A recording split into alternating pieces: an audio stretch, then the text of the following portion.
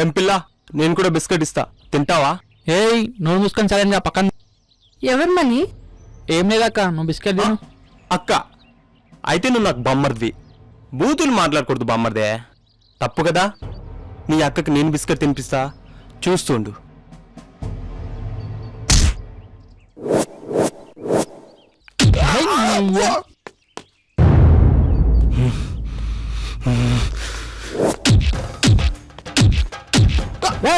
Money రే, money ఆగురా రే, ఆగు ఆగు ఆగు, వదిలు. రేయ్, నీ కొంచెం రే మనీ, రే ఎక్కడ దొరికారో నువ్వు నాకు. అను రా.